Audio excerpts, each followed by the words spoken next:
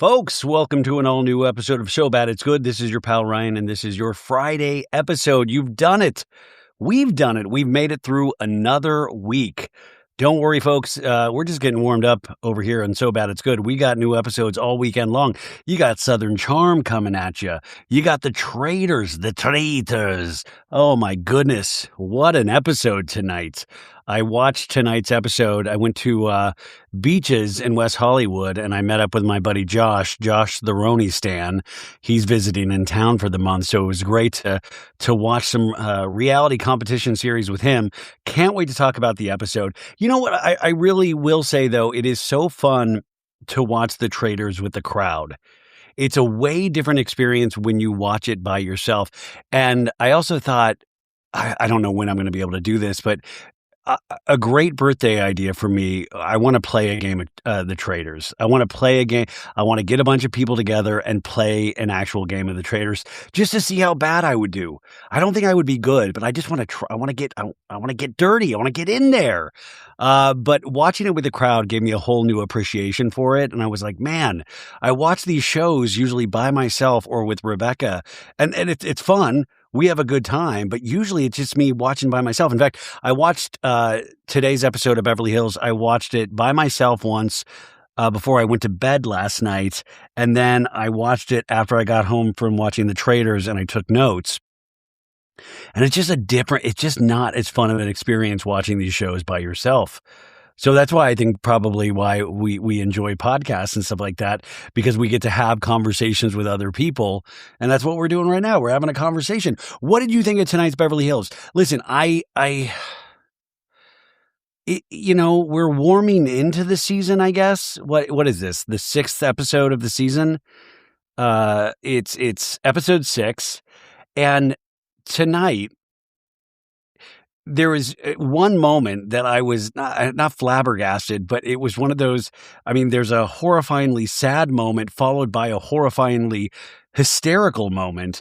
And in that brief, I mean, I'm talking like a 10-second period of time, I was like, that was thrilling. I mean, it was horrifying, but it was thrilling. If you watch the episode, I think you know exactly what I'm talking about. But I don't know. It's just not ignited anything in me. And I don't know. I liked it better the second. With most of these shows, I like it better the second time, but it's still feeling very antiseptic and very cold. And maybe that's something that Beverly Hills has always had, a little bit of coldness. But that's not necessarily true either, because if you go into really early seasons, it was all there. It was very dynamic. And this just feels very pulled apart, very cold, very austere. And I mean, Rachel Zoe, I love Rachel Zoe. I will say what I love about this season, and what I think people might like about this season, is that it's leading with wealth. There's a lot of handbags. There's a lot of watches. There's a lot of cars. There's a lot of houses. Not you, Erica Jane, but for the most part, a lot of wealth being shown.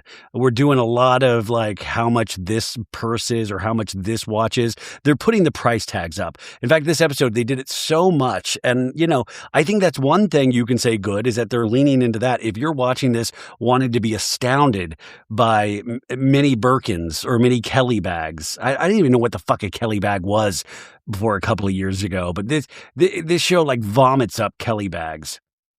You can't find an actual personality if you threw a bunch of rocks, but you can see these Kelly bags all over the place. Nobody has a soul on this show, but you see a lot of Kelly bags. I don't know. It was we're getting into it. Now, Amanda Frances, really a very sad moment in regards to openly talking about the death of her son 5 days into this young man's life. And it's so sad. And that's what you always have to be reminded. And I always point that out to you guys and to myself, is that they will usually do their best to humanize somebody, is that even the most evil people, or even the most vapid, or people that come off really badly, like I think Amanda Frances has a little bit in these first couple of episodes, they will usually then show you a reason, like, not to like them, but show you what they've gone through in their life. And then it's up to the viewer if, what they do with that information. Amanda still comes off ridiculously bad. She's very out of touch. And the woo-woo stuff, if you're into woo-woo, I still think she comes off bad. I mean, I've been a little woo woo in my life here and there, and woo woo has a time and a place. But I've met woo woo people that I love that I think come off amazingly well, and her type of woo woo. I mean, but I guess I just like saying woo woo. But there is something where I like, do I have to take her course to really see? Because obviously she does very well. Obviously she's really good at her woo woo because people are going to her to learn how to manifest money. Listen, she's manifesting money all over the place. That's the thing with these manifestors that profit off of manifestation. They usually do really well for themselves. Like they are manifesting money and helping people with that, but they're just helping themselves at manifesting money. I don't know. The jury's. I mean, I think the jury's pretty much come back in, but I mean, you can say it's a little out. Who knows? But I will say, if this person doesn't have one friend on the cast, it's going to be hard for her. And from all of the interviews I've seen with this cast, it all seems that they really hint at them not being in a good place with Amanda Francis. You can't be an island on your show after the first season. It's really hard. You got to have at least one person. Even Katie Janela, the first season of OC, had Jen Pedranti to lean on. Like, you got to have somebody in your corner. And I don't know who that is yet for Amanda Francis. Is it going to be Jennifer Tilly? I don't know. And I don't even know if Amanda Francis, now that she sees what the gig truly is, if she wants it. I don't know if it's good for her business either. I'm not necessarily understanding that's the thing. It used to be this really high cachet thing to actually get cast in one of these shows. And I guess in a sense it still is, but a lot of the times I just feel like it brings so much baggage along with it. Your whole life is really looked through under a microscope, and they find out that you've done something illegal and you go to jail. That's what usually happens. Anyways, those are some opening thoughts on Beverly Hills. We're going to talk about a couple of other things before we get there, because we had Oscar nominations come out. That's right, folks. This is a triple threat podcast. We don't just talk reality TV. We sometimes get to talk about movies. And that's right. If you are a movie fan, the Oscar nominations came out today, and there was a lot of expected things. One battle after another, Marty Supreme, but Sinners.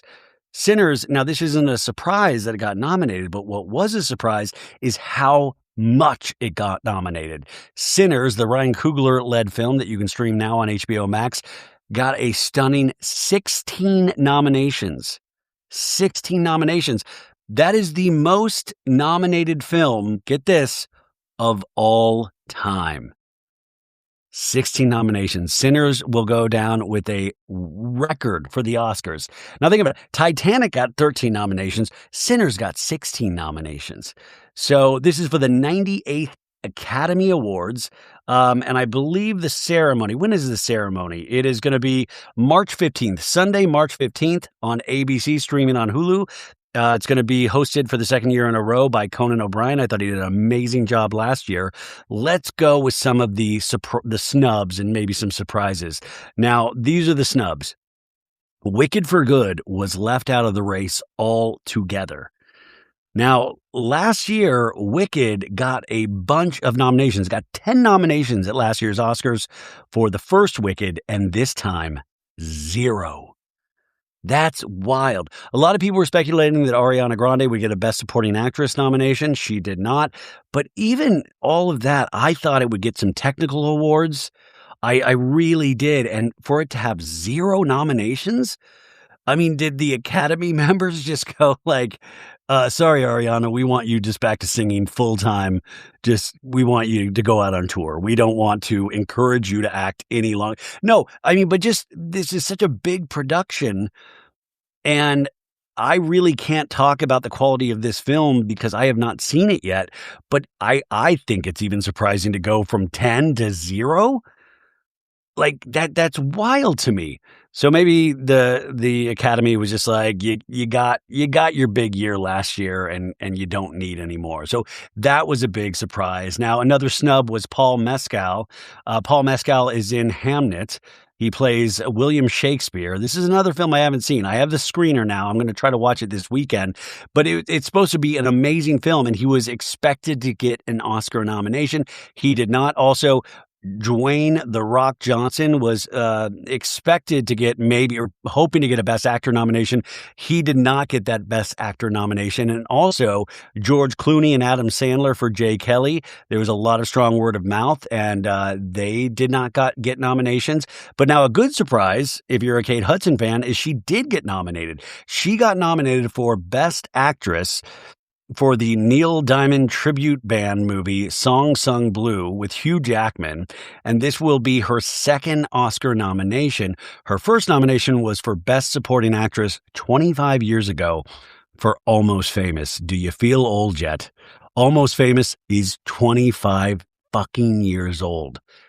My God, what happened to my youth?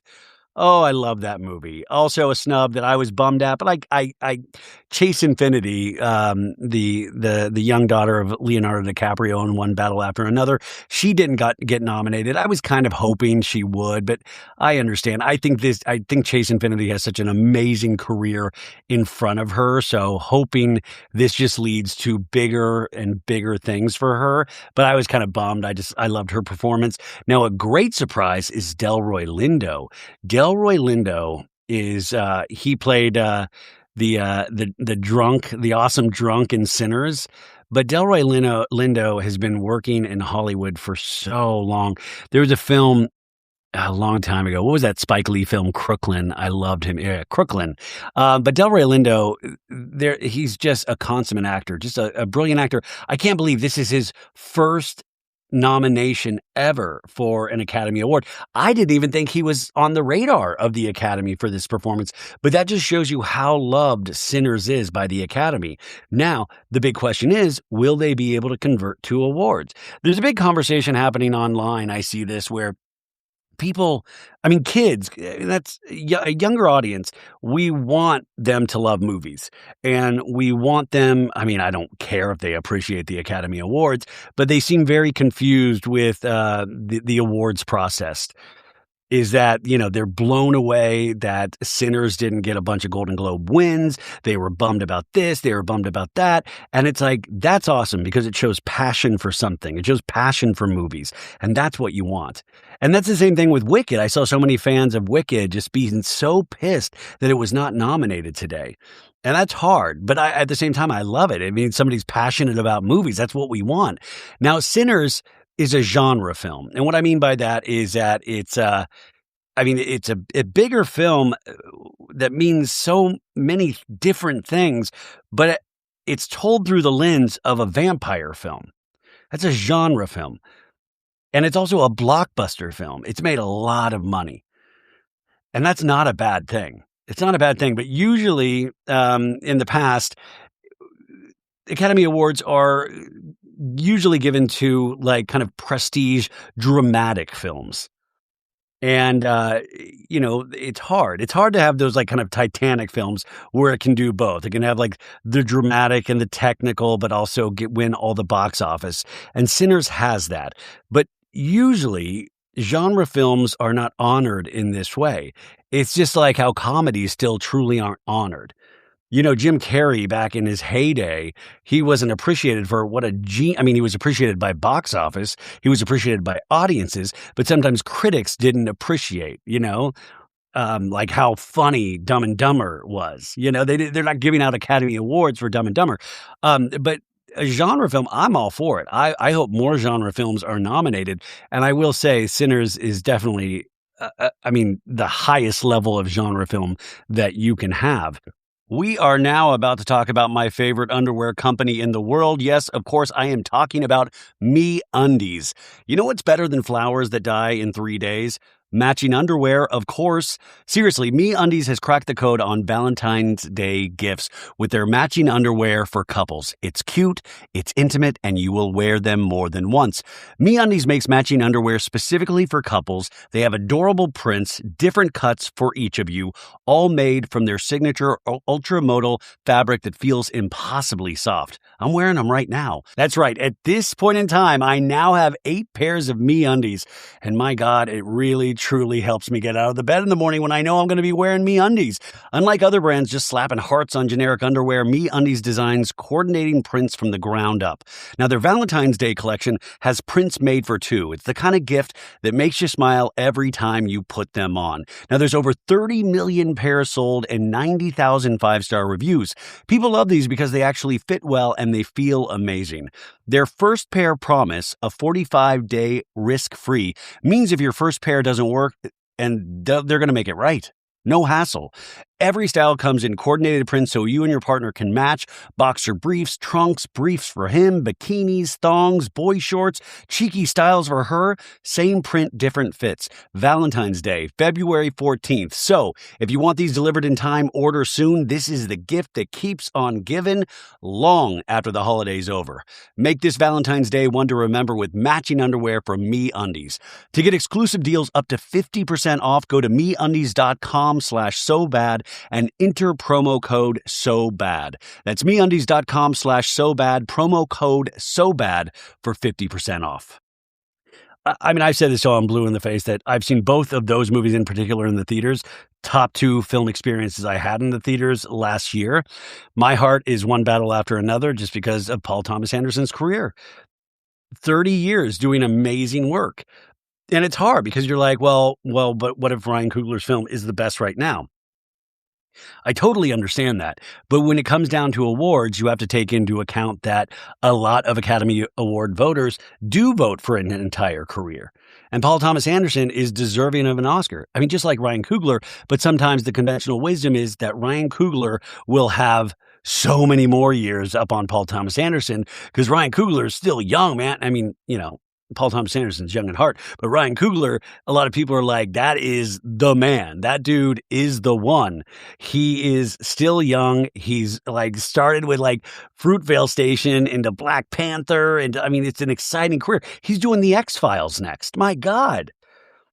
And he's not doing just like prestige films. He's doing genre films and he's doing it with an artistic bent. How exciting is that? But I will say after the 16 nominations, I'm very nervous for One Battle After Another. I think Sinners might take Best Picture. I'm like, wow. I don't think it's going to get Best Director. I think they're going to give that to Paul Thomas Anderson. Now, listen, I'm leaving out so many people that are actually nominated in these other categories, but to me, it comes down to those two films. Now, Marty Supreme, Odessa Zion and Gwyneth Paltrow, they were expected to be nominated. They were not nominated for Best Supporting Actress, but Timothée Chalamet, he was nominated for Best Actor. And a lot of people are speculating that he is going to win Best Actor. I just watched Marty Supreme this week. Yeah, he's great. I mean, He has a beautiful crying scene at the end of the movie. He plays a real likable, unlikable character. He really shows, that this kid can really act. Obviously, we've seen him like do so many amazing performances this young in his career. I just wonder sometimes if the movie itself is going to turn off Oscar viewers. And if the Oscar campaign or the campaign for Marty Supreme was so outlandish and potentially annoying to certain people that it's going to turn people off, it's an interesting movie. It's like a 2026 version of like a 1990s Coen Brothers film. And I mean that as a compliment.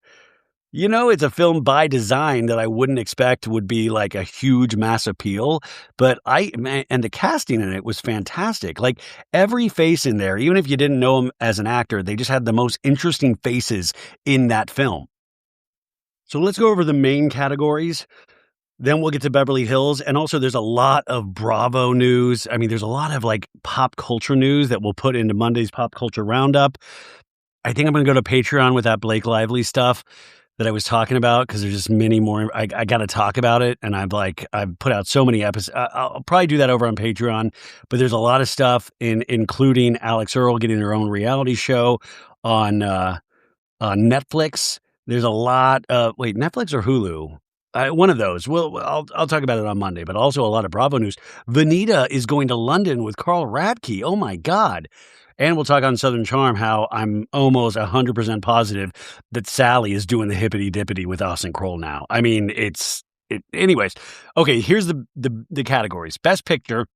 We got 10 films, One Battle After Another, Sinners, Hamnet, Marty Supreme, Train Dreams, which you can stream on Netflix, Sentimental Value, The Secret Agent, Frankenstein, also Netflix, Begonia, you can stream that on Peacock, and F1, Apple TV. F1 was shocking that it got in there. That is very shocking. I thought it was going to be this film called It Was Just an Accident, which ended up getting a nomination in the Best International Feature category, but I thought it was going to get into the Best Picture. I'm very surprised that F1 got a nomination. I mean, it's a thrilling film. I liked it way more than I thought I would. I mean, I could see in editing and sound design how it would get nominations, but I was shocked that it got in there as Best Picture, even though it was very enjoyable. Best Director, Paul Thomas Anderson, Ryan Coogler, Josh Safdie for Marty Supreme, Chloe Zhao for Hamnet, and Joachim Trier for Sentimental Value. Joachim Trier was interesting. I thought The Secret Agents director Kleber Mendonca Filho might have been nominated. And also I was surprised that Guillermo del Toro, I thought he might have snuck in there, but Joachim Trier got it. Best Actor, we have Timothée Chalamet, Wagner Moura for The Secret Agent. He just won at the Golden Globes. Michael B. Jordan for Sinners, DiCaprio, and then Ethan Hawke for Blue Moon. I hear that's an amazing performance. I got the screener for that. I got to watch it. Too many things to watch this weekend. Now, I see Chalamet and DiCaprio. Those seem to be people's front runners, but a lot of people are saying this Wagner Moura might sneak in there, and especially because the Academy does have a lot of international voters, and that he could pull off an upset. I also don't think you should count Michael B. Jordan out. I mean, playing twins and playing them both those are two amazing performances that Michael B. Jordan did. So that's like a 2-for-1 if Michael B. Jordan gets it. Michael B. Jordan, you know what I love? Michael B. Jordan is following more in line with DiCaprio in the sense that I don't know a lot about him. You know, like I don't even know if he likes 25-year-olds like DiCaprio. And I love that. And that's also my frustration with Chalamet, is that he has chosen to date somebody like Kylie Jenner. I'm not bagging on Kylie Jenner, but it's just that, that tells me something about you. You know, even if, like it's just like, okay, you're into it feels like the celebrity of it. There's just something off to me. I'm sure you guys love it. Best Actress, we got Jessie Buckley for Hamnet, Rose Byrne for If I Had Legs, I'd Kick You. She just won a Golden Globe. Kate Hudson for Song Sung Blue, Renate Reinsve for Sentimental Value, and Emma Stone for Begonia. Emma Stone nominated a lot lately. She just won, was it last year or the year? No, the year before last year. They're saying Jessie Buckley is going to get this, but you just never know. I mean, Jessie Buckley is still, she's an amazing actor, but I think people are still unfamiliar with her as an actor. So, this might be something that I know it sounds crazy that Kate Hudson even takes away. Best Supporting Actor, Stellan Skarsgård for Sentimental Value, Benicio del Toro and Sean Penn for One Battle After Another, Jacob Elordi for Frankenstein, and Delroy Lindo for Sinners. The One Battle After Another guys might cancel each other out. Stellan Skarsgård won it at the Golden Globes. I don't think they're going to give it to Jacob Elordi. I thought he gave a fantastic performance, but I think he's so young. I don't think he is going to get it. And Delroy Lindo, it would be amazing. I'm going to go with Benicio del Toro for this one, but you never know. Now, Best Supporting Actress, you had Amy Madigan for Weapons. Aunt Gladys was an amazing character. Teyana Taylor for One Battle After Another. She just won at the Globes. Wunmi Mosaku in Sinners. She played one of Michael B. Jordan's characters. Not wife. Was it wife? Beautiful performance, but that was a surprise for me as well. Inga Ipsdotter Lilias for Sentimental Value and Elle Fanning for Sentimental Value. Amy Madigan, a lot of buzz around her performance, but Teyana Taylor is really coming up strong. So I really, it'll be a surprise for this one. Best Adapted Screenplay, Paul Thomas Anderson for One Battle, Maggie O'Farrell and Chloe Zhao for Hamnet, Will Tracy for Begonia, Clint Bentley and Craig Quaidar for Train Dreams and Guillermo del Toro for Frankenstein. I think Paul Thomas Anderson's going to get this one. Best Original Screenplay, Ryan Coogler for Sinners. Ronald Brostein and Josh Safdie for Marty Supreme. Joaquin Trier and Eskil Vogt for Sentimental Value. Hafar Panahi for It Was Just an Accident. And Robert Kaplow for Blue Moon. I think Ryan Coogler is a lock on this. I think this will go to Ryan Coogler. Best Animated Feature, I think it's going to go to K-Pop Demon Hunters, but Zootopia 2, Elio, Little Emile, and Arco are also nominated.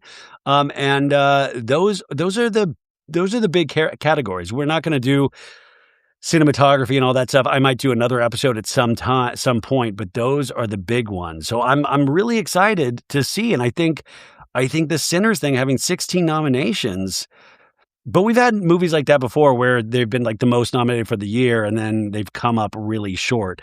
The question that I've told you guys before that I have in my mind and I keep thinking about now with this is that Warner Brothers distributed Sinners and distributed One Battle After Another. So in terms of campaigns, like they campaigned, they got all these nominations. Now, what are they going to do to sway Academy voters? And Warner Brothers, in their internal memos and their feelings, who do they want to win more? You know, I mean, Sinners has made way more money than One Battle After Another. One Battle After Another is doing extremely well on HBO Max. Sinners is also on HBO Max, but Sinners has made a lot of money. One Battle After Another has made more overseas than it's made here in America. Now, I think, I think they want One Battle After Another as their prestige film, but Sinners, you want Ryan Coogler and the Warner Brothers family for the rest of his career. So I do wonder who Warner Brothers is pulling for. And what's so frustrating, as Lisa Barlow used to say, is do you hear that, folks? That is Olipop. Now, Olipop is a new kind of soda that combines the classic soda taste with the benefits of a functional ingredient blend to support digestive health. Olipop is truly reimagining soda with high fiber and low sugar. And the exciting thing is that they are launching their new limited edition flavor, Shirley Temple. Olipop's take on the Shirley Temple is like the classic you remember, but brighter, bolder, and made with real ingredients that you can actually feel good about. Now, the original mocktail, they're releasing this just in time for Dry January. It's the original mocktail that's made not drinking fun, and it's a flavor everyone can feel good about. Olipop has quickly become my favorite new thing to drink. That's really good, and it supports digestive health with real ingredients and less sugar. So, here's what you do. Get a free can of Olipop. Buy any 2 cans of Olipop in store, and they're going to pay you back for one. It works on any flavor, any retailer. Now, you got to go to drinkolipop.com/so-bad. Olipop is sold online, drinkolipop.com, plus Amazon, and it's available in the soda aisle and with the chilled beverages at thousands of retailers nationwide, including Walmart and Target. Trust me, folks, you are going to love this. I'm just pissed that Warner Brothers is selling to Netflix. I mean, I think it's better than them selling to Paramount, but I'm just like, man, why you're selling? You're just going to some conglomerate. You're just going to be turned into some conglomerate that's going to change. It's going to change the industry once again. But anyways, those are just inside thoughts that I'm having right now. Oh God, you guys, today, before I did that Traders thing, I went to an audition. I've gotten more in-person auditions this year than I have, I think, last year. Like last year, I put a lot of stuff on tape last year, but I'm actually doing in-person auditions for a lot of commercials. And I had a commercial audition today, and it was great. Guess what the name of the part? Meatloaf Dad. That's right, Meatloaf Dad. That was the name of the character. Not just Dad, Meatloaf Dad. So I'm doing pretty good over here. Meatloaf Dad. When you see me, I think you do say, "Hey, Meatloaf Dad." Meatloaf Dad. I mean, that's just humiliating. I mean, you read that and you're like, Meatloaf Dad? And they're just eating meatloaf at dinner, but it's just like, Meatloaf Dad? Anyways, I go to this this casting place. And the last couple auditions, like, I've been kinda in and out, like, you sign in, you read the material, you meet who you're going in with, you go in there, you do it a couple times, and you leave. When in my old life, before I had this podcast, I used to work at this acting studio. I've told you guys this, and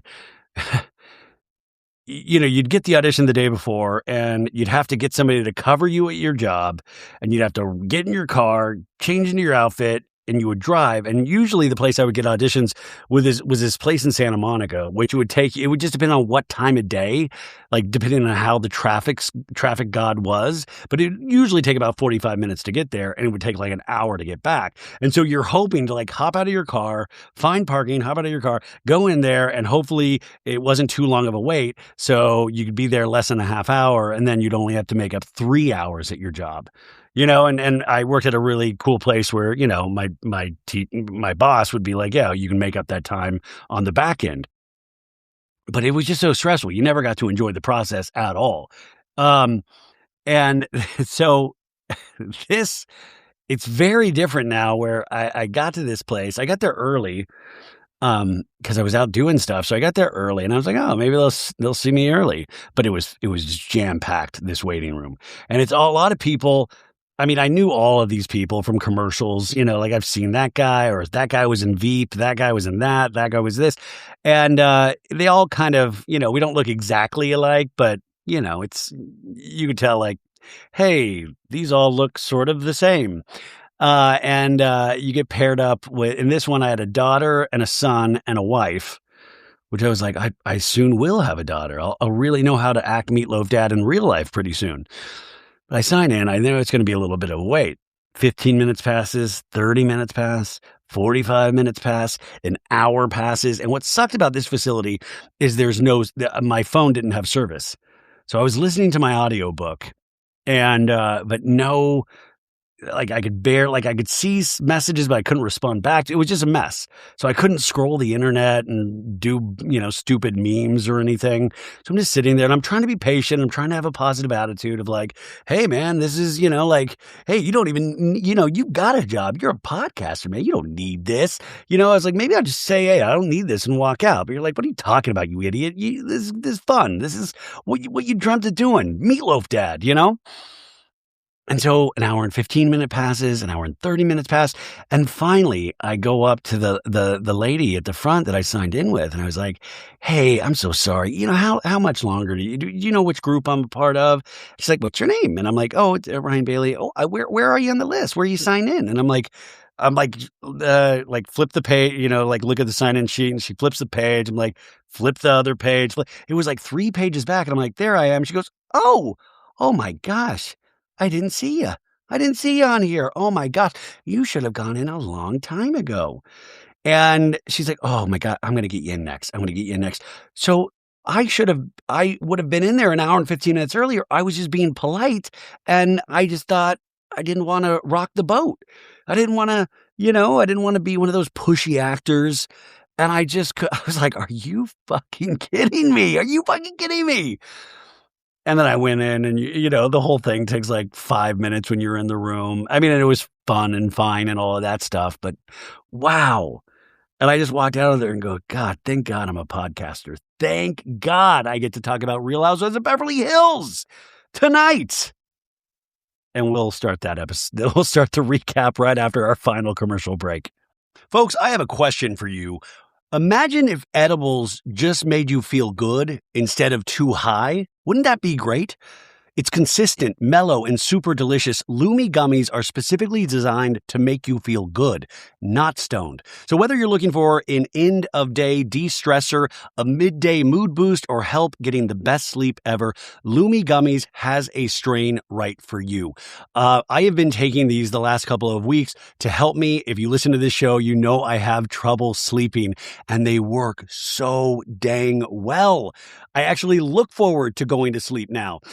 Lumi gummies are available nationwide, so go to lumigummies.com, that's L-U-M-I gummies.com, and use code SOBAD for 30% off your order. 30%. Again, that's L-U-M-I gummies.com. Use code SOBAD. Lumigummies.com, code SOBAD. Okay, this is season 15. Oh my God, it feels like season 15. It feels like season 30, episode 6, and this is called Star Signs and Bad Times. Oh, I saw what you did there, and I don't like it. The description that DirecTV gives us says Rachel hosts a glamorous psychic soiree. How Beverly Hills can you get? For the group, and revelations come when Sutton presses Jennifer Tilly about her comments made to Kyle in Sedona. Also, I want you to pay attention to this because Dorit comes for Amanda at the end. And, Amanda says something very devastating where most normal people would just say, stop. They would stop and say, well, now obviously isn't the time for this. And they would try to hug the person or something, right? But Dorit keeps going. Dorit keeps going. And you're like, what the fuck? But you have to realize, and, it's like seeing through the matrix with these shows. We talked about this, is that in normal life, you're taught, we run away from conflict. We don't have the tough conversations. And if you do, my God, you're probably not listening to this podcast. But most of us run away from those conversations until years pass by and then we have those tough conversations. But you are forced to do it in the moment on these reality TV shows. You are encouraged. You're not being directed from the sideline of like, go, Dorit, go. But that's the name of the game. And Dorit, Kyle, Kyle's let off the hook a lot, but most of these people know the drill. And they know, there's only so many times you can walk away. You have to, you sometimes have to go for it. And I think Dorit is a very bad judge, though, still of those times. But in those moments, I do forgive Dorit a little bit because I have to remind myself, is that Dorit probably is thinking like, oh my God, I've got to do it. I don't have much else. I need this job. Beep, boop, boop, boop, boop. I need it. I've got to go for Amanda. And I think you just all of a sudden start seeing, reality TV show moments instead of real life moments. And in your head, I think it becomes that. And so it's a very, even though it's pretending to be real, you start becoming a very not real person in these scenarios. But that's to me what that moment shows, was that she thought like, oh, I've got to do it. I've got to keep fighting. I've got to push for the conversation, and it wasn't the time. It was not the time. But that's what you see a lot. You see, the Matrix also, when you see through it, it's like, okay, Tilly said something to Kyle. Kyle runs and tells Sutton, and then Sutton has to have that conversation with Tilly. That's how that works. It's just this kind of round robin effect that keeps going. And then you see flashback scenes where Sutton also tells Erica about what Tilly said to Kyle. And it's like, it's all of those things. And you can really pastiche an episode together like that. It's really paint by numbers. And my argument for Beverly Hills is that we need to throw out the paint by numbers. We need to start doing something a little bit differently, because I feel like once dodo heads like myself start realizing that this is the game, it becomes a lot less fun to watch and a lot more predictable. And I think the audiences are so sophisticated now that we don't necessarily want predictable. The most exciting moment of this was Dorit doing the old school reality show thing and Amanda Francis being like, what the fuck? I'm going to leave. I've got to leave. And also Kathy Hilton going, your dog died? Oh my God, your dog? Oh my God. No, my son. Your son. Oh my God, I thought you were Kyle. Oh, that was such a real moment of Kathy Hilton has never been more Kathy Hilton. Kathy Hilton really Kathy Hiltoned. Like she was Kathy Hilton and all over that dinner. Oh, your dog. Oh, your son. Oh my God, your son died. Oh, well, do you have a dog? Like it was so, and you could tell everybody at that table was trying not to laugh. There's this pause and you could just see the slightest upturn of like Erica's face, or she's like, don't do it. Don't laugh, Erica. You need this job. Ugh. Oh, goodness. Okay, so we start off with scenes from, previous episodes, and we had, like, that one scene where Amanda talking to Dorit of like, "Dorit, I am praying for you, okay? Like, are you getting good sleep, Dorit? I think you should be getting good sleep." And Amanda also saying that Dorit is talking to everyone, and is that going talking to everyone about her marriage, and is that gonna end up affecting her divorce in a negative way? Listen, I think the message is on point. That is something that you would worry about, but I just think the package in which it is coming to us through Amanda, who just kind of seems like not as, it's like the Legally Blonde character without the likability. You're just like, "What the fuck? What are you?" We also have Bose's fertility journey. We've seen scenes from that, and we deal with that in this week's episode as well. We were reminded that we were in Sedona last week, and that Sutton was like, "I'm building new relationships." I'll say.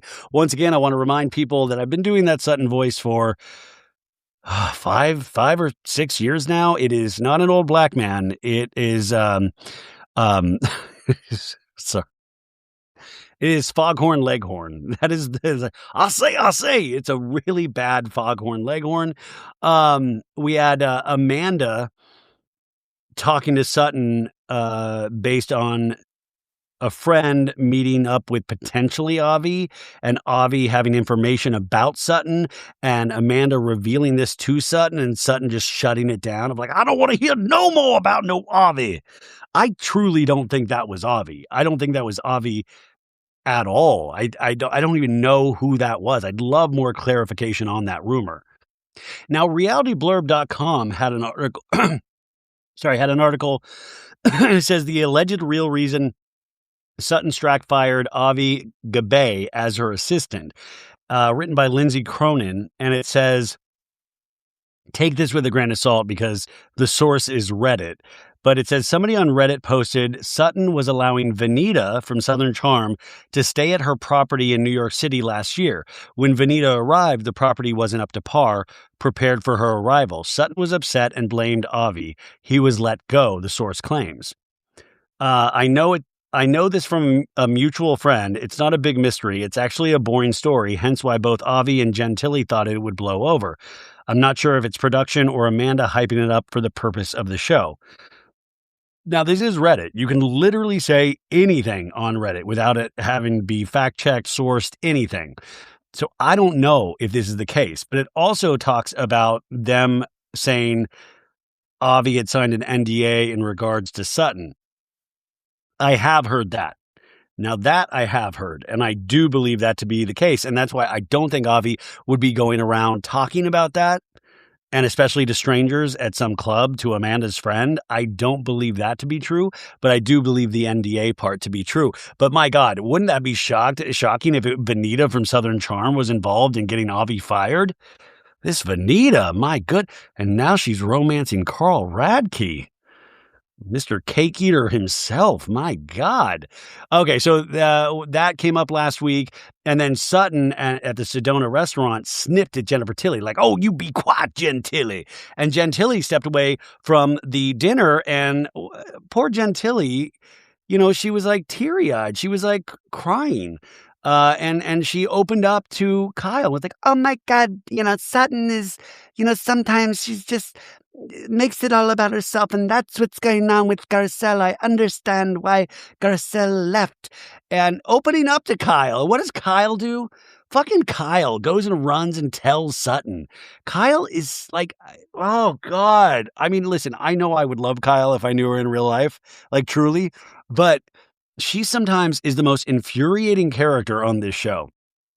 She is such a shit stirrer, and then when it comes to her own life, it's like hands off unless I want to tell you about it 3 years later. That's what it is. Anyways, we open up this episode, and our relatable queen, Kyle Richards, she is pulling out of her driveway in a black like Porsche. And there's 4 other black premium cars. It's like, oh my God, I can't pull out. Oh my God, it's hard to pull out. We've all been there. All jet black, highly polished premium cars trying to pull out. If I had a nickel, right?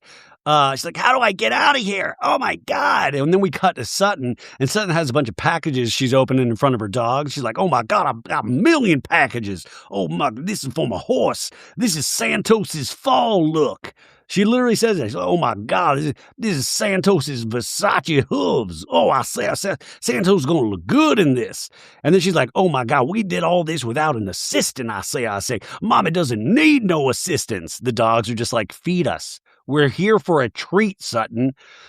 Then we cut to Erica. I love Erica's now. Just every time they cut to Erica in the house, she's like getting lint out of the dry cleaner. Here she's like cutting flowers and she's hosing off her dirty back pool area, the sad looking pool area that we always see.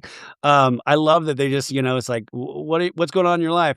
Well, I'm gonna do some laundry. I got a load of whites if you want to come watch me fold clothes. Yeah. Then we're off to Rodeo Drive. And now this is va va voom if you're into fa fa fa. I don't know what I was going to say.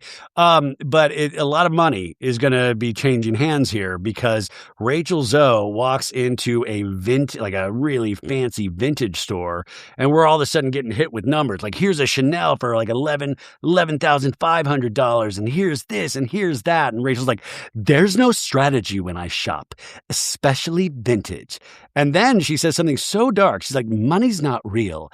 I'm just like, please let me have money left in my bank account when I leave. And you just hear her going, oh my God, oh my God, oh my God. It's like a problem.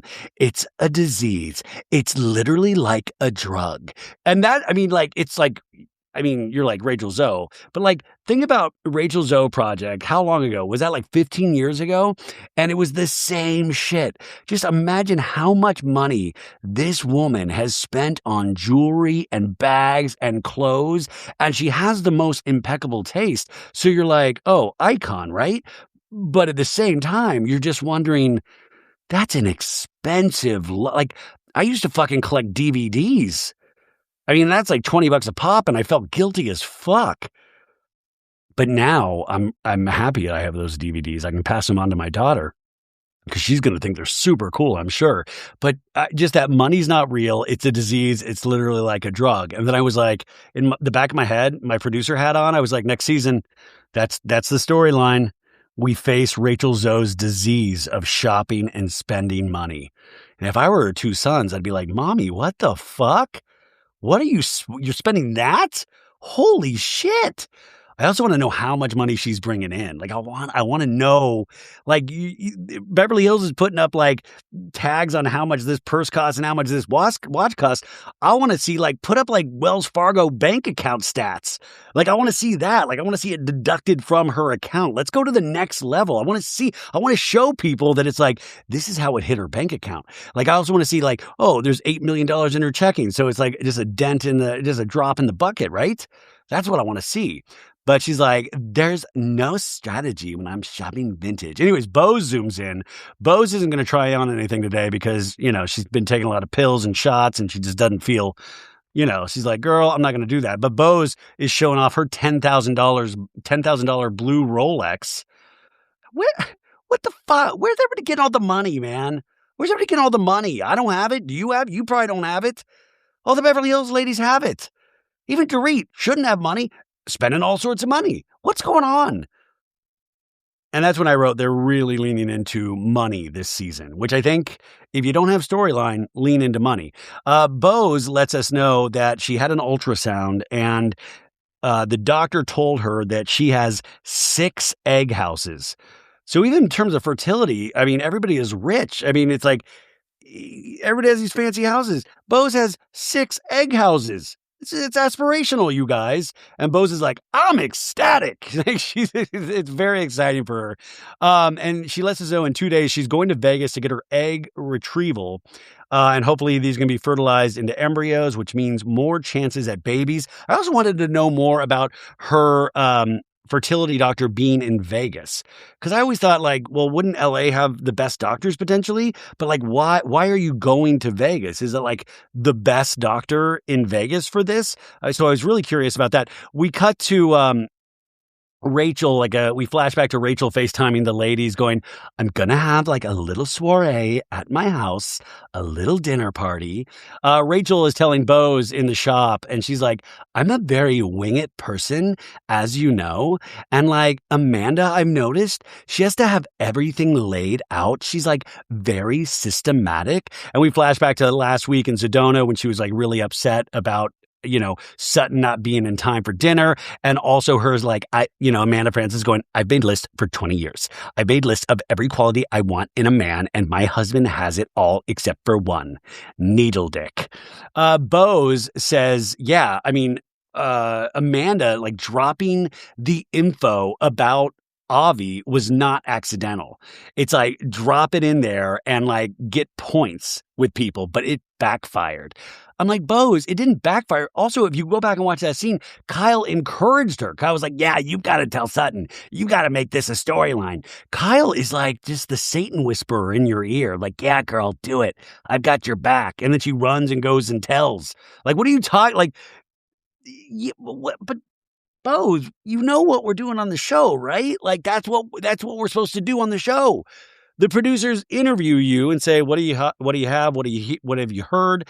Okay, this would be an interesting conversation to have. Maybe, it's like they're led in that direction. Bose knows this. Anyways, we then cut to Amanda Francis, and she's at her Newport Beach rental home. And just so you know, Newport Beach, on a bad day in Los Angeles, that takes you like an hour and a half at least to get there. It's not close. So it's a bit of a hike to get to Newport Beach, but my God, it's beautiful. And this is another thing where I'm like, God, Amanda Francis got some cha-ching, some money. I mean, she is grifting her way to the top. She is woo-wooing her way to the top. And by the way, if I've got to have a handful of listeners that have taken her class. If anybody has taken Amanda Francis's class, please reach out to us at sobatitsgoodwithryanbailey@gmail.com. I would love to talk to you. Like, all kidding aside, I would love to find out more about it. Anyways, Amanda Francis's daughter is just rollerblading in the kitchen. I don't think we don't have a big enough kitchen for our daughter to rollerblade, but I don't think she'll be rollerblading for a long time. And she's like, this year we signed a year lease on this Newport Beach rental, and we're here every weekend. Can I live there during the week? Holy shit. But she says she's raising her kids in like the 80s because all the kids are up here at this beautiful beach house and they're off their devices and they're having a happier childhood. They're on the beach playing with their friends. And like, once again, I don't love how she's saying these things, but I do love what she's saying. It's just the package in which it's coming out of. It's very snooty and very snobby and it reads a little like I'm better than you. But like, yeah, there is something that I love about that of like, oh man, I hope she's telling the truth. I hope her kids, that'd be, how fucking awesome would that be, you guys, to have been raised on at a beach house? Like, imagine these kids not even realizing how good they have it. Like, holy moly. That is just amazing. Anyway, she's talking to her husband, Eddie, and she's like, P.S. I like Erica. Eddie, remember, she's the one who shouted I was boring when I ordered a mocktail at that party where we were drawing dongs. And she goes, I told you a little bit about Sutton, and her old assistant. And I said to Sutton verbatim what I was told, and she was cold. I mean, her eyes looked mad, which is a great way to describe Sutton. We've all seen that. Like, her Sutton's eyes go mad. She's like, oh, immediately. It's like it's like The Walking Dead. You're like, oh, sudden zombie. Oh, like just mad. Like, I'm mad now. I'm gonna turn mad. My eyes mad. And her husband's like, she obviously doesn't know you. And Amanda's like, what do you mean? She's like, well, she only gets a few more strikes before you cut a bitch down. Okay, Eddie, calm down, Eddie, before you cut a bitch down. Girl, and I'm talking to Eddie when I say girl, nobody gives a fuck about Amanda Francis at this point. If Amanda Francis tries to cut a bitch down, nobody gives a shit at this point. You got to care enough when somebody cuts you down. Like, you got to care to have somebody cutting you down mean something, right? But Amanda goes, that's not wrong. Let's go have sex. Anyways, we go back to Bose, and Bose is still talking to Rachel, and Rachel's like, Oh, no, Bo says to Rachel, she says she's the money queen, and Rachel's like, "Money queen? Yeah, that's what she's called." It's like, she's never had a job before, and you're telling people how to get money? Now, Bose, this is interesting because it is kind of an interesting dynamic because Bose is somebody that seems like they've worked for everything that they've gotten. And she was a woman in corporate America that surpassed most men in her job. Really, like that's what's truly impressive that I don't think many people know how deep into corporate America she was and working with huge Fortune 500 companies. And so if you come from that aesthetic, you are going to be so annoyed by like, wait, how's she getting money? By telling people how to get money? That's how she gets money? But she never had a job and that's how she gets money? That's confusing as fuck. In the talking head, Bose goes, if I could roll my eyes any harder, I would. But yeah, I mean, it's totally understandable why Bose would feel this way. And Bose just keeps going, you got to do the work so you can get the money. How are you going to get the money if you don't do the work? Like she's really trying to process this. And Rachel's like, I thought she did affirmations.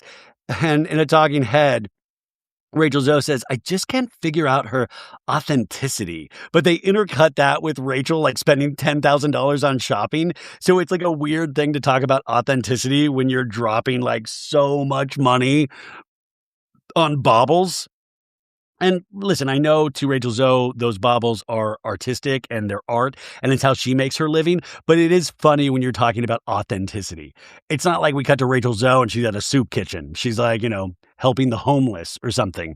And they're like, would you read a book? Bose is like, Rachel, would you read a book called Rich as Fuck? And Rachel's like, no, it's like not my energy. No. And then they're like, $10,000, basta. He spends all this money, $10,000, just drop in the bucket. We cut to Amanda talking to her husband, Eddie, still. And it's like, Amanda's like, how were the 3 nights when I was away in Sedona? Did anybody cry for mama?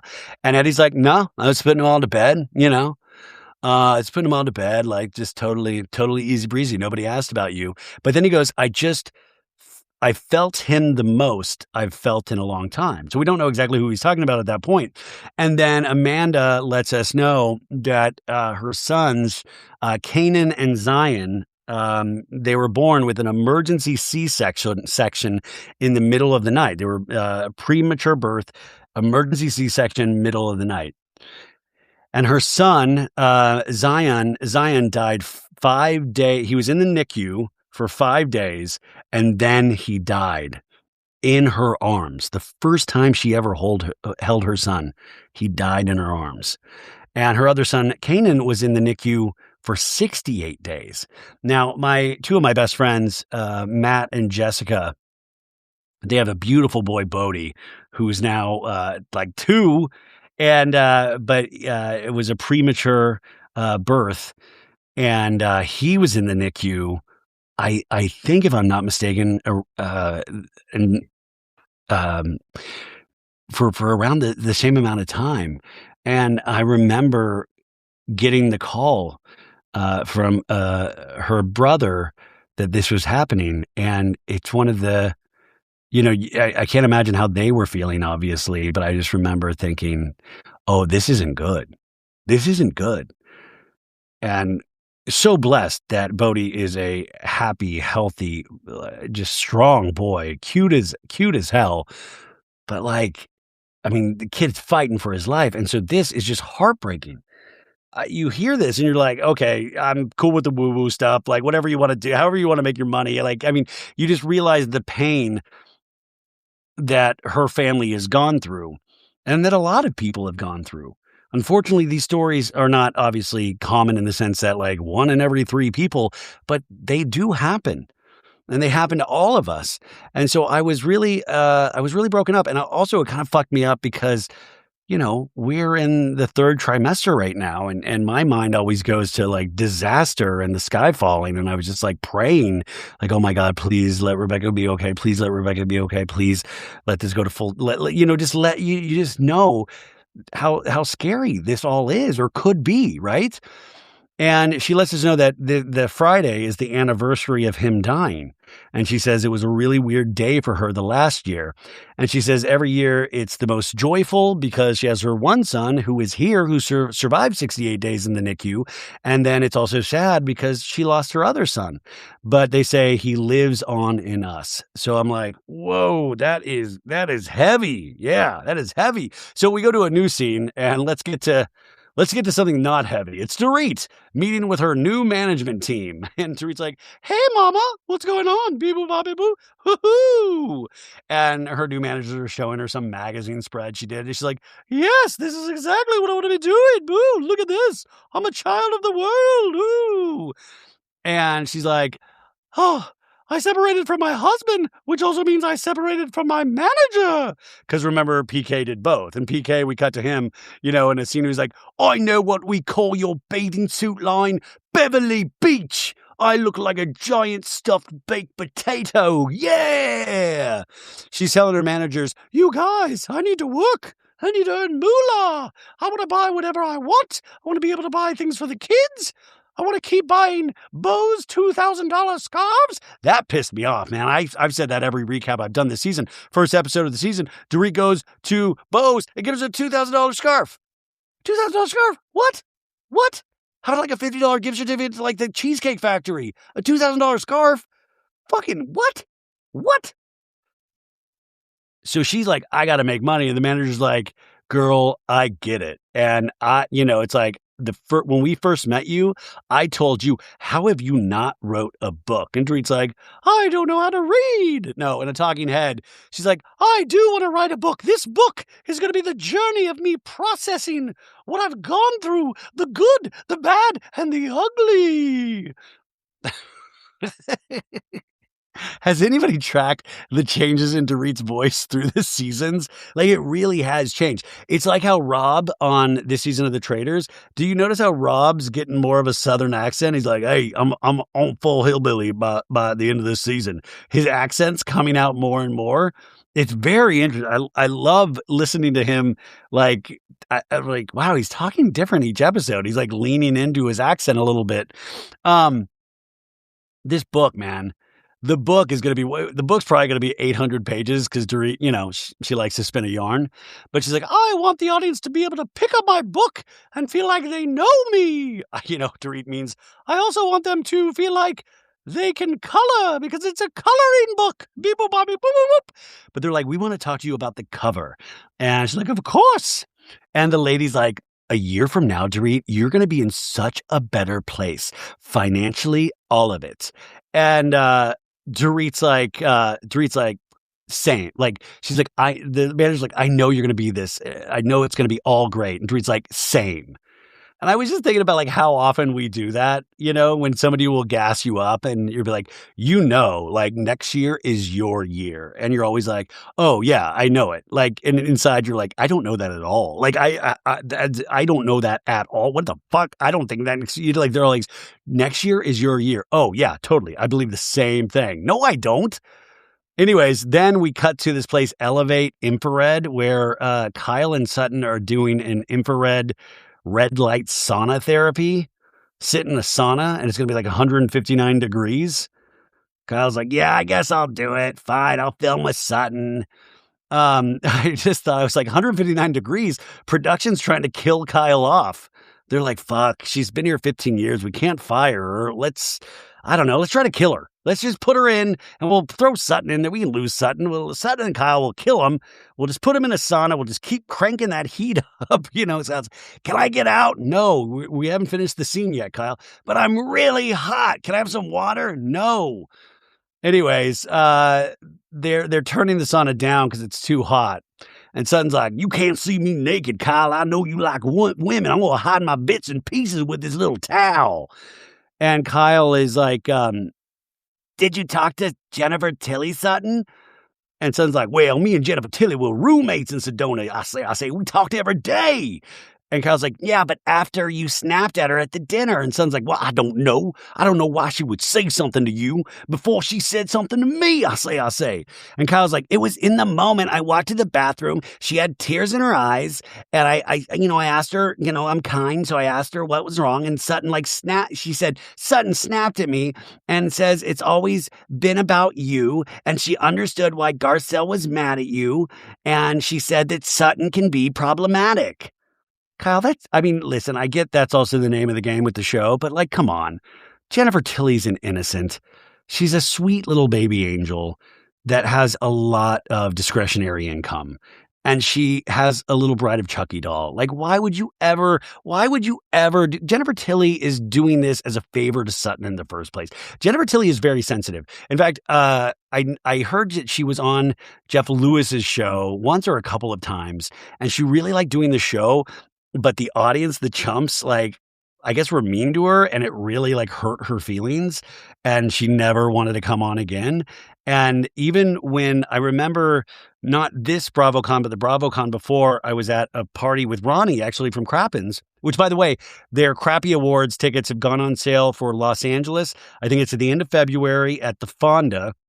And I think it's about 70% sold out. So if you're in Los Angeles or come to get a ticket, man, it's one of the best shows that it's so fun. I've been to a couple of them. It's the best. But anyways, I was at this party with Ronnie and we were actually talking to Sutton, and which was me and Ronnie were cracking up. We were talking to Sutton, and she said, this is before Tilly was on the show, and she said, well, Jennifer Tilly, she doesn't want to come on the show. She doesn't like doing those fights and stuff. But I love her dearly, but she don't want to come on the show. And now here we are years later, she's on the show. But I remember that. And so she's very sensitive. So to throw her in, Kyle, don't do this to Jennifer Tilly. Sutton in the Talking Head says that Jennifer has seen how sad I am over these past 4 months.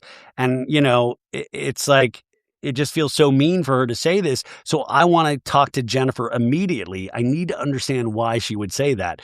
Every question all of these ladies ask, the answer always is because you're on a reality show. It's because you're on a reality show. That's what's going on. It's not a person. It's because you're on a reality show. But she's like, it's sucky to bring up Garcelle. People bewilder me. That's what Sutton says. People bewilder me. I say, they bewilder me. We cut to Bose. She's at the Nevada. She's at the Nevada Fertility Institute. She's feeling every emotion possible. She's 49 years old. She lost one child during the birthing process, and then she has her daughter Lael. But 49 years old. It's one of the unfortunate, cruel facts of life is, as you get older, our bodies just don't work as well as they did. And it's harder for ladies to get pregnant and to keep that pregnancy the older you get. We were at one of the ultrasounds, I think I told you guys a month ago or something. We were talking to the doctor, really nice guy, but we were talking because we always are tickled that it says geriatric pregnancy when it comes to Rebecca. And I'm like, I don't think of Rebecca as geriatric at all. And I just think anybody too, if you're over the age of 35, it's considered a geriatric pregnancy. That's the term. And I think it's the worst term in the world to call something.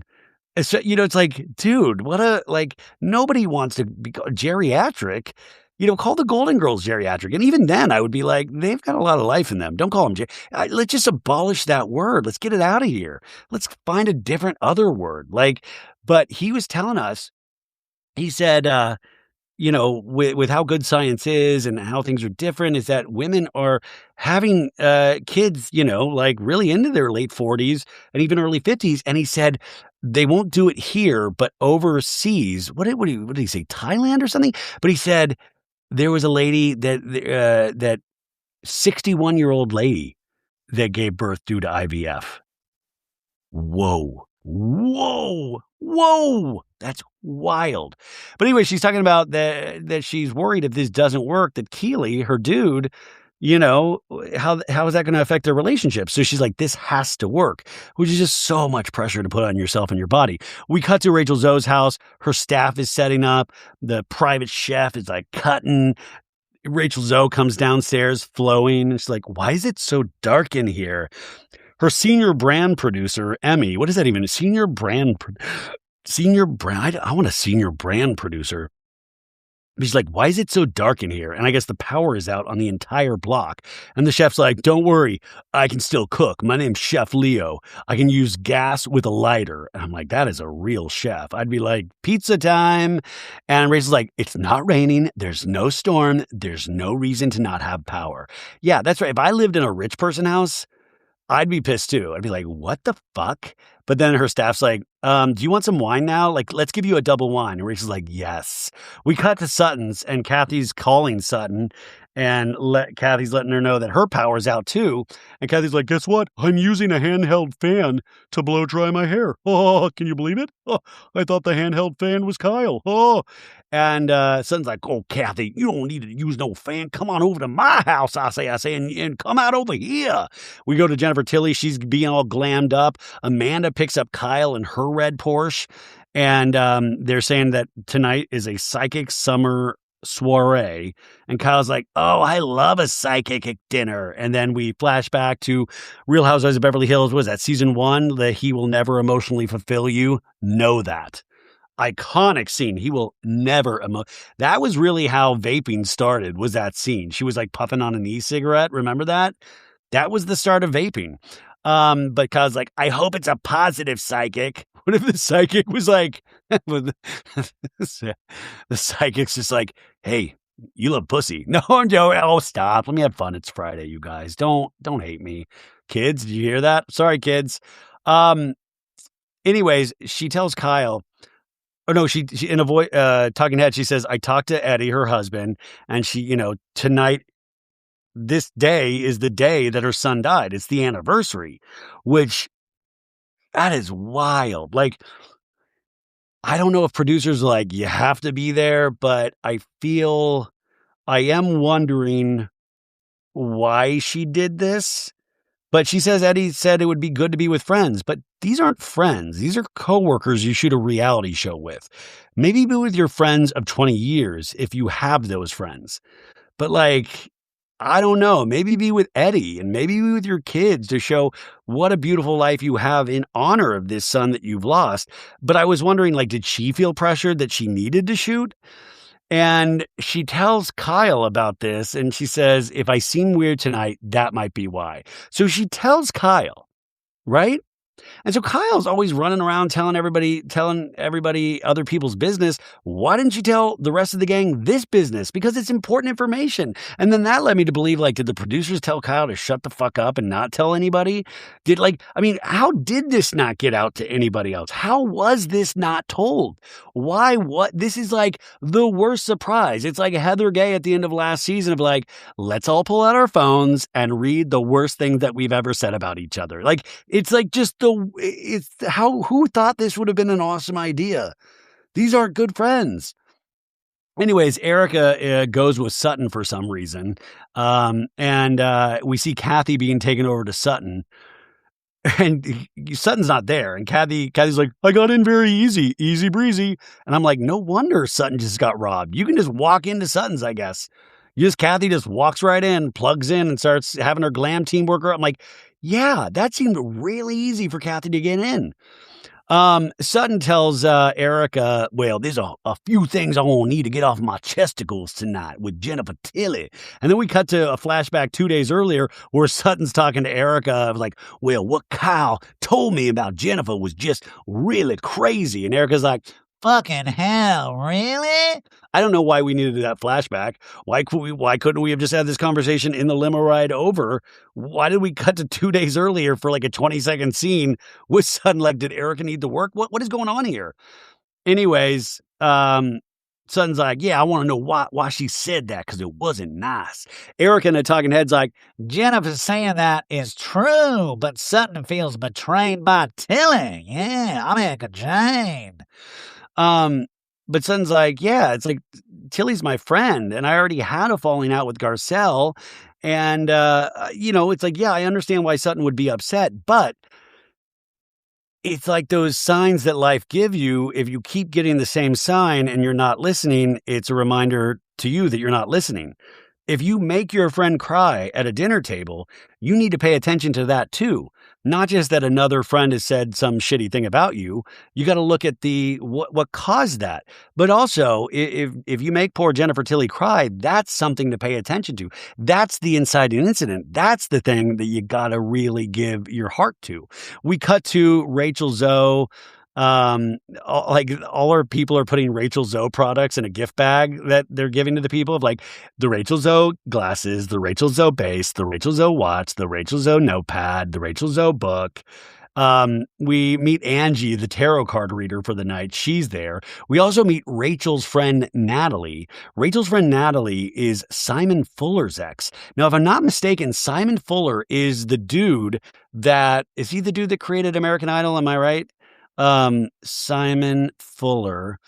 Oh, Simon Fuller is a British entrepreneur. He is the creator of, the American Idol TV format. He did the British series Pop Idol and the American series American Idol. And he also managed the British girl group The Spice Girls. And he has since managed acts in various fields of entertainment, from sports stars David Beckham and Lewis Hamilton to other musicians such as Amy Winehouse and Annie Lennox. So this dude is the real deal. So this lady that we're meeting, the divorce lady, cha-ching, let's have her in every episode. That lady's got a story to tell. And also because she came in this sexy little number where Erica said, your vagina's showing. Like she's like trying to sex it up now that she's divorced.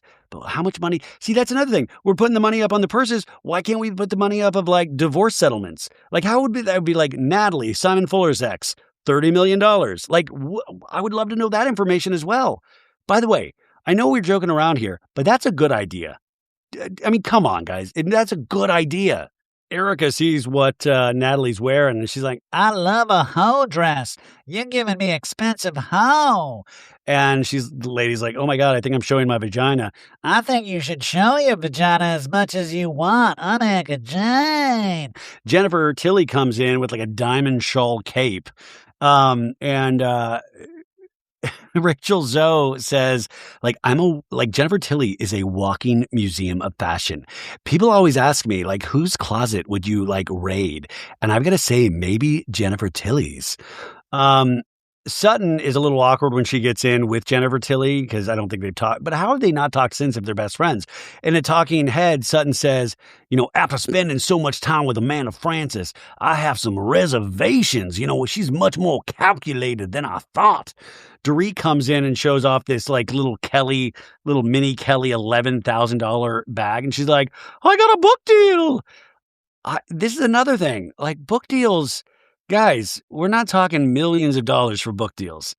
Like, I love Dorit, but like, I would love to know how much these book advances are. Like, I would think maybe 100,000. Like, if you're lucky, I mean, and because it's not through a huge imprint, Dorit's book that's coming out.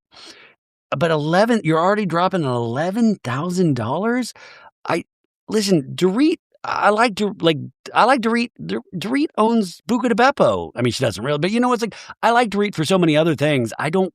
But like, I get worried when she's spending this money. Suddenly in the talking head, she's like, well, it's important to have ownership in your life, not connected to a man after your divorce. So Sutton's like, kind of like it's important to buy things like this. Okay. But Sutton says, or Dorit says, it's very nice to get all of this support from the ladies because they're like, yay, Dorit, yay, your purse, yay. Dorit's talking about the book, and she's like, I chose a mother and daughter duo as co-authors. And then Amanda Francis goes, like a ghostwriter? And Dorit's like, well, co-author is a ghostwriter, yes. And Amanda goes, well, I just sat down and wrote my book. And Dorit's like, well, it's more about time. And Amanda goes, I just sat down and wrote. Like, idiot. I mean, come on, man. Something has broken your brain if you think that is okay to say. Eric in a talking head goes, I'm really glad you wrote your books all by yourself, Amanda. I didn't, and Dorit definitely will not because it'll never come out if she did. Also, Erica's ghostwriter was Brian Moylan, the genius Brian Moylan. How exciting is that? Dorita in the Talking Head says, from someone who claims to be an author, she sure doesn't know how to read the room. Do you see what I did there? Read book? Ooh. Dorit's talking to Erica, like aside, and just saying like, "What the fuck was that?" And Rachel Zoe comes up, and Rachel's like, "I'm a 2-time New York Times bestselling author. Like, I don't lead with that." And Rachel in the Talking Head goes, "Are you okay? Is there something in your brain like that stop you to not say stuff like this? You don't need to put someone down to bring yourself up." Like in the middle of this, Sutton comes over like, "Oh my God, you got roe caviar. Look at those roe caviar." And Sutton goes, "Well, I'm concerned, Amanda said to read that you're talking too much about your divorce and it might come back to bite you." And then she said, "Oh my God, I'm getting caviar everywhere. I'm just spilling caviar everywhere. She said she was worried about you talking about PK being an alcoholic." And Dorita in the Talking Head says, like, "God, we had a nice lunch weeks ago. She never said a single word about any concern, so it's pretty odd that she has a different opinion now that my back is turned." Dorit tells the ladies, "I have never said a bad word about PK's problem. I would never say a word without his approval ever," which is not necessarily true. I mean, last season, remember, Dorit was like, "My husband, the big, fat, bloated alcoholic. He's a big alcoholic. He loves the booze, loves to tip. Little tip. He loves to sip vodka, booze, big alcoholic. He sweats vodka. Beep, boop, boop, boop, boop." Jennifer Tilly meets the tarot card reader, and Kathy finally gets there. And Jennifer Tilly sits down with the tarot card, and she gets a card, and it's the Empress. And Jennifer Tilly goes, "Oh my God, the lady looks pregnant. Maybe she's had one too many pizzas. Pregnant with possibilities. Oh my God, this card, it looks like my friend Sutton because she's wearing pink and she's holding a cake."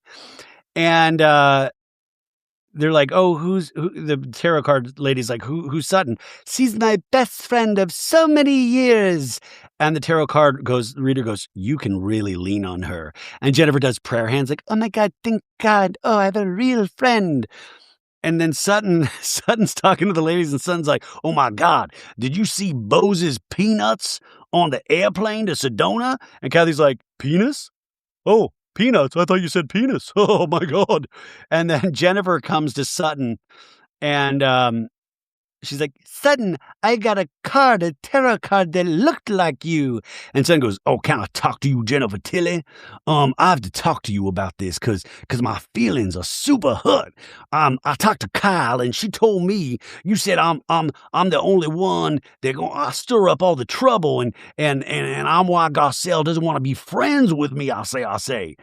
And Jennifer Tilly's like, "Sutton, I didn't say that." And then we have a flashback to Jennifer Tilly saying something like that to Kyle. And Jennifer Tilly just saying, "No, I went out of the room. I went out of the room because my feelings got hurt and I was venting a little bit." And she goes, "I felt bad. I snapped and I said that night, maybe something like, Garcelle experienced something similar to what I was feeling after you snapped at me at that dinner." In a Talking Head, Sutton's like, Jennifer Tilly says, "I started examining my own relationship with Sutton. It's like, I would never talk to Sutton that way." And in that, a lot of friendships, like one person seems like they have the liberty to talk down to you or kind of snap at you. And it's a really hard thing because then you get in those relationship grooves where that's just how it becomes.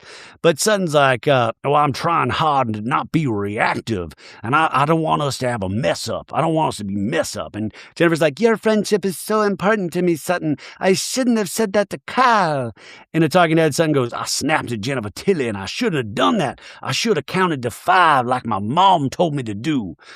Is that what your mom told you to do? Like, your mom's a therapist? She's like, "Count to 5, Sutton. You've got to count to 5. But anyways, Tilly and Sutton hug, so that's good. And then Dorit sits down with the tarot card reader, and it's like a guy with like knives in his head. And Dorit's like, "Oh my God. Oh my God. Ooh, I thought I was going to get a big, fat, bloated face like my alcoholic husband." But the tarot card reader says the knife's in the head. It means a hard ending. And Rachel's like, Queens, come sit for dinner, Queens. Let's do this. She's like, I want to say a couple things. Thank God first I have 600 candles because, the blackout, and permission to share that she got 2 eggs. So that's great for bows. Anyway, she says she's the new girl, or at least one of the new girls in my life, and she's just very happy that all of this is happening.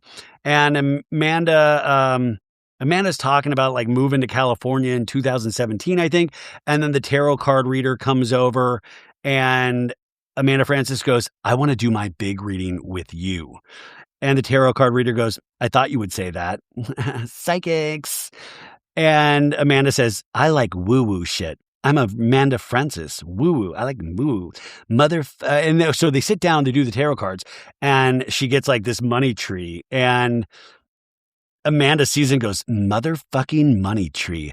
Talk to me about this. And the tarot card lady's like, you're a manifester. Do people tell you this? And Amanda's like, I write books about manifesting for a living. I wrote a book called Rich as Fuck. And then she asked the lady, are you a medium as well? Can you get people coming through you from the afterlife?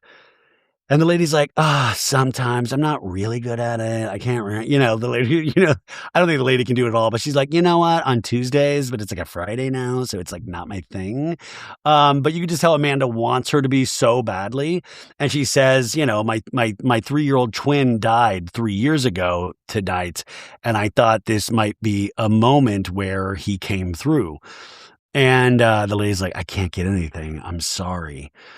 She lets us know that Eddie, her husband, has moments where he feels their dead son a lot. He has a lot of moments like that. And Amanda says she doesn't have those moments the same way that her husband does. Now, this Eddie, I need more Eddie. Eddie's an interesting character. I kind of feel we've only seen him just momentarily here and there. That's interesting. Now, the good person in me thinks like that's all amazing, like being that connected. And then the devil's advocate in me, like the dipshit jerk in me, is like, Eddie, really? And also like, I don't know. I mean, listen, we talk about like, I wish my mom would come through. I wish I would, I wish I'd have more real moments of shit like that, or like, oh, I'm, I'm really good with words, you guys, have you noticed? Anyways, the tarot card reader goes, this card is about how he wants to connect with you. And so go outside because he wants to come to you, and you'll know when he does, which I feel like I could have said that. Like, I feel like I could be a reader because go outside. He'll connect, I don't know. Anyways, but Amanda gets up and says like, thank you. Kyle talks to Sutton about the Jennifer Tilly thing. He's like, did you talk to Jennifer? And Sutton's like, well, she didn't remember saying that to you. And Kyle's like, you think I made it up? And Sutton's like, no, well, we can talk. Jennifer Tilly's right here. Until he's like, we're making a mountain out of a molehill. And Kathy's like, what's going on? Did you say bowl? Did you say bowl, Bill? No, I said molehill. And Jennifer Tilly goes, am I making things worse? Like, no. Like, Jennifer Tilly is so, like, rattled by this whole thing. She just wants it to go away. She's like, we've made up. And then everybody's sitting at the table, including Amanda Francis, and Dorit's like, speaking of context and making things worse, because I do think you guys are going to be fine, you, Jennifer and Sutton, I really do just want to know, Amanda Francis, what your take is on discussing my divorce, because I heard you had concerns about the way I was speaking about the father of my children.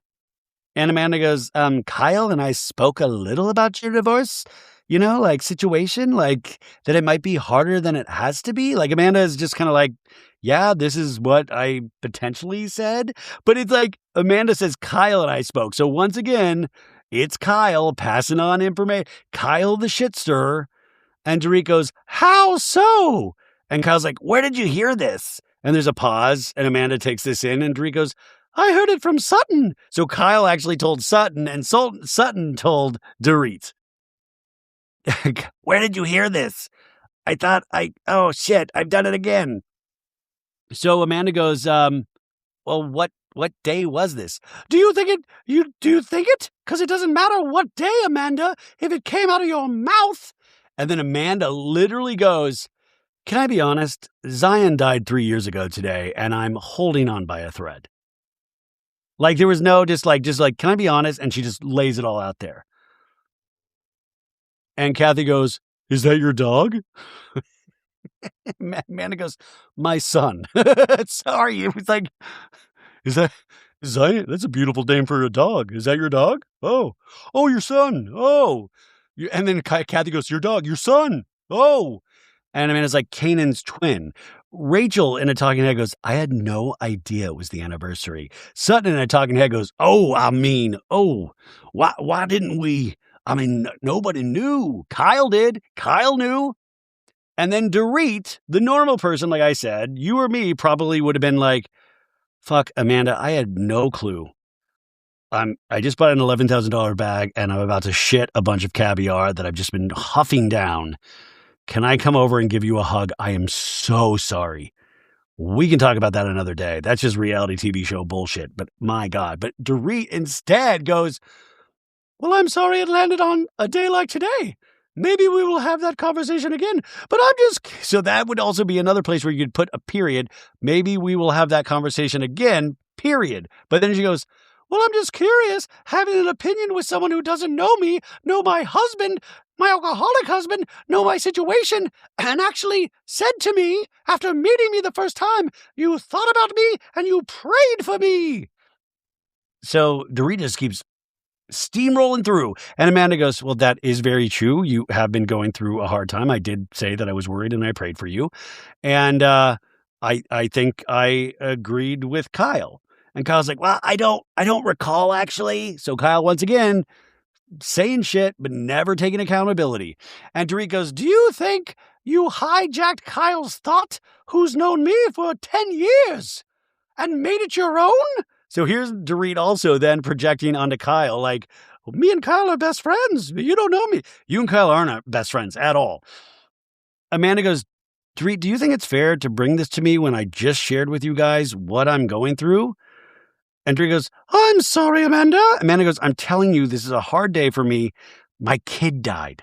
And Dorit's like, listen, you can say. And Amanda goes, it's not very kind. And Dorit goes, I'm not trying to be anything but conversational. I'm just, how's the weather? Did you call my husband an alcoholic? Conversational. If you don't want to, it's fine. If you don't want to be in this reality show, it's fine. I respect your wishes 100%. And Amanda goes, okay, I just was saying it could make custody more complicated. Well, do you want to have a conversation or not, Amanda? Amanda goes, I want to go home. You're a wonderful hostess, Rachel. I'll be with Eddie. I just want to hold him and cry and talk about what today is. And Dorit goes, Dorit, that's great. Dorit goes, that's great timing. In a talking head, she says, Amanda shared with us this. In a talking head, Dorit says, Amanda shared this that this happened at Jennifer Tilly's party, where we flash back to Dorit going, oh, honey, I'm sorry. But Dorit goes, I had no idea today was the anniversary. So Kyle walks Amanda out, and Amanda's just like, I should just be with my family right now. And then Kathy comes out and goes, oh, God, everybody feels really bad about your dog. Oh, my God. Oh, your son. No, everybody so bad about your son. And Amanda goes, well, only one person should feel bad.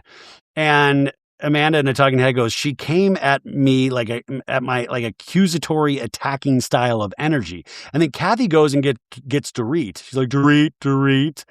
And she's like, listen, Kathy, I respect it's the anniversary, but I don't need to have that conversation with Amanda right now. And Kathy goes, can you just have a conversation with her? Just be the bigger person, Dorit. We're talking about a death. And I agree with Kathy completely, right?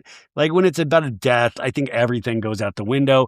And Dorit comes, to the front door and goes, Amanda, I'm so sorry. You didn't say anything. As a mother, I can't think of anything worse in my life.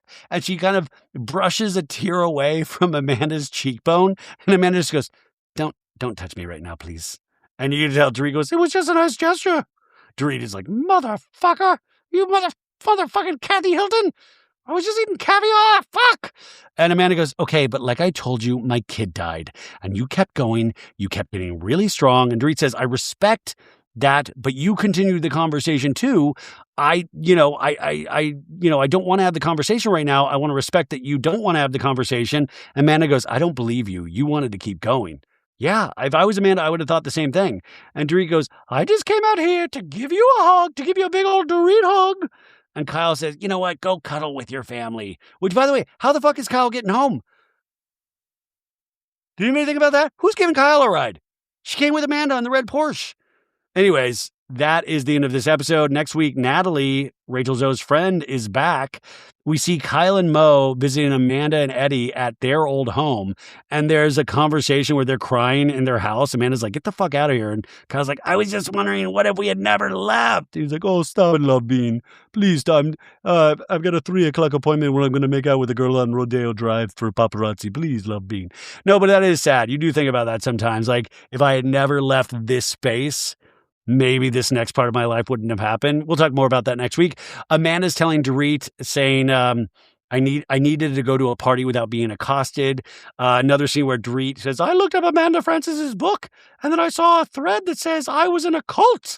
And then Bo says, maybe now we'll get to know the real Amanda. So it doesn't seem like that the child death is going to calm these ladies down at all. But we'll find out next week. Folks, have a great rest of your weekend, but I hope you'll have a little bit of your weekend with me because we've got Southern Charm and the Traders coming up, guys.